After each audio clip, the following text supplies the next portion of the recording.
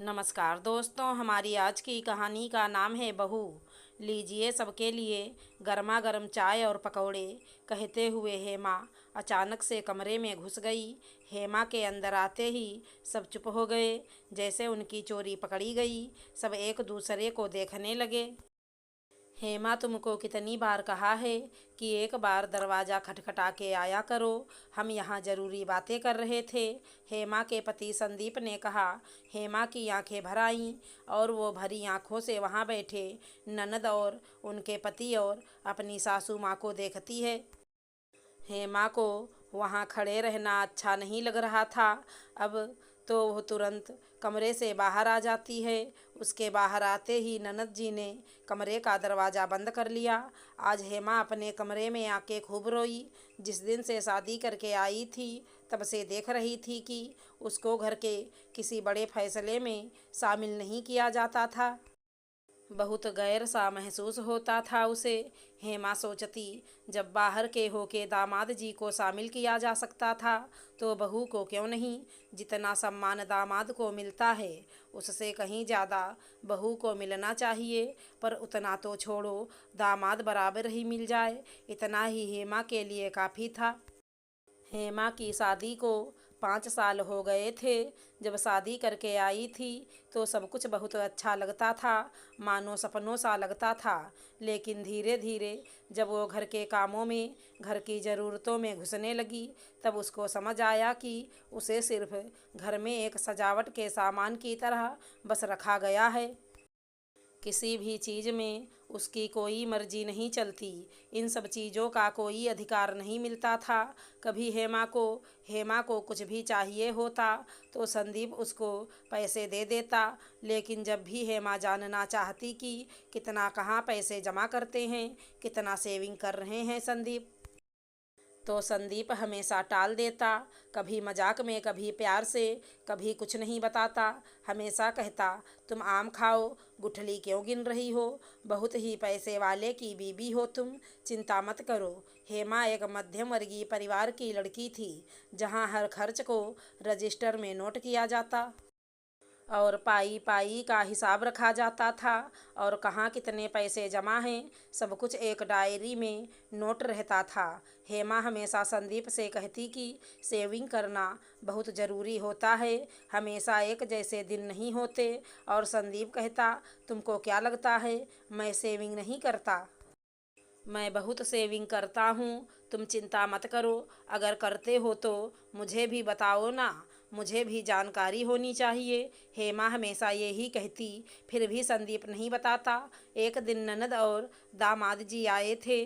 खाने के टेबल पे ननद जी ने संदीप को एक चेक देती है। आ भाई, उस पे साइन कर दो, अमाउंट मैंने भर दिया है। और संदीप साइन कर देता है। हेमा ने देखा तो 10 लाख का चेक था, लेकिन संदीप उनसे कुछ नहीं पूछता है।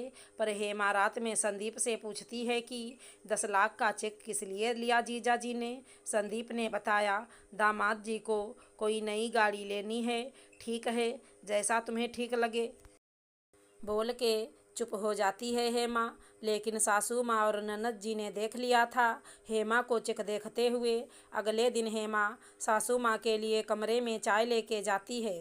तभी उनकी आवाज़ कानों में पड़ते ही रुक के सुनने लगती है कि संदीप, तुमको कितनी बार कहा है कि हेमा के सामने पैसों की बात मत किया करो। कितना कमाते हो, कितना बचाते हो और कितना खर्च करते हो, ये सब बहू के सामने बातें नहीं करते। उसकी नज़र गड़ी रहती है पैसों पे।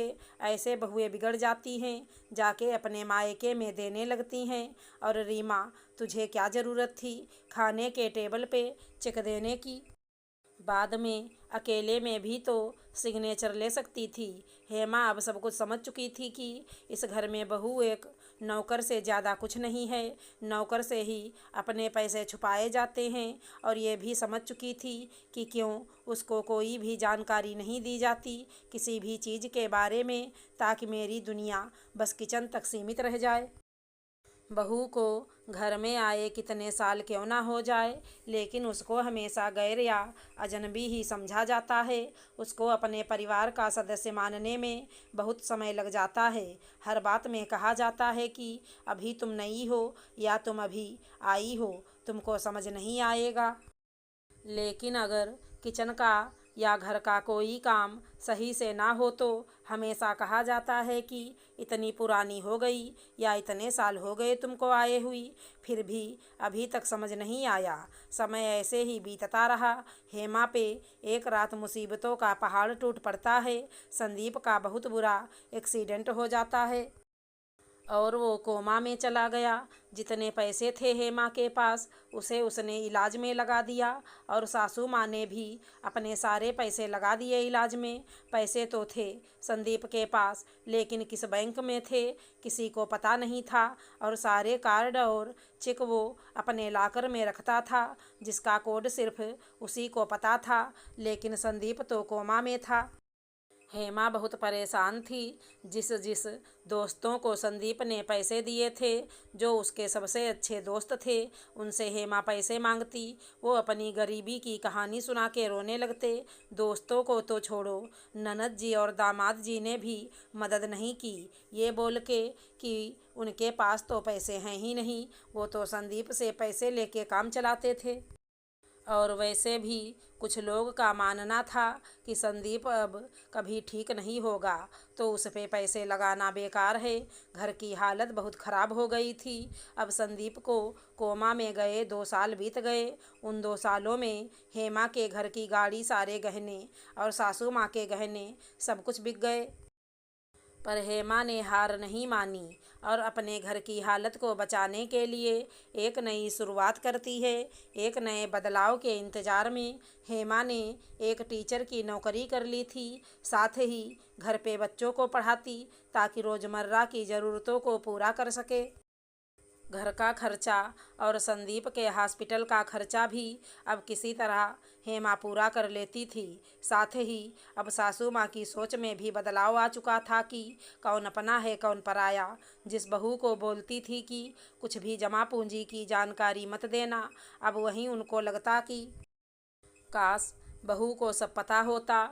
जिस बहू के मायके को बोलती कि वहाँ जाके पैसे देगी, उसी मायके से कभी कभी खाना आता या उनके दिए पैसे से कई बार घर का चूल्हा जलता था। बहुत बुरे दौर से गुजर रहा था परिवार। तभी एक दिन भगवान ने सुन ली उनकी। संदीप को होश आ गया पूरे 2 साल बाद। जब संदीप धीरे धीरे नॉर्मल हो गया, तब सासू माँ ने अपनी सारी गाथा सुनाई। बेटा, मैं हमेशा से गलत थी कि बहू कभी अपनी नहीं होती। सच तो ये है कि सिर्फ बहू ही अपनी होती है। मेरी खुद की बेटी ने इस संकट के समय साथ छोड़ दिया, लेकिन बहू ने नहीं। मेरी दवाई खाना किसी चीज़ की कमी नहीं होने दी। तुम्हारी सेवा में भी जी जान से हमेशा लगी रही। बेटा, मुझसे बहुत बड़ी गलती हो गई।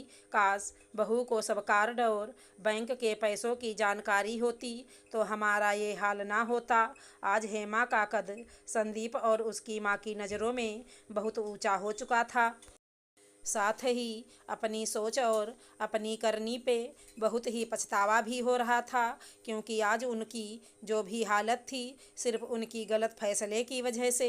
हेमा ने तो फिर भी सब संभाल लिया था, नहीं तो घर परिवार पूरी तरीके से बर्बाद हो जाता। संदीप ने आंखों में आंसू और ढेर सारा प्यार भर के हेमा को धन्यवाद कहा और संदीप की प्यार भरी नज़र से ही हेमा का रोम रोम प्रफुल्लित हो उठा। संदीप के ठीक हो जाने से सारी खुशियाँ वापस आ गईं और साथ ही वापस आया हेमा का सम्मान। साथ ही हेमा अपने घर के लिए और घर वालों के लिए अब गैर ना होकर अपने घर की अहम सदस्य बन गई थी। अब अगर हमारी कहानी पसंद आई हो तो चैनल को लाइक शेयर सब्सक्राइब करें। धन्यवाद दोस्तों।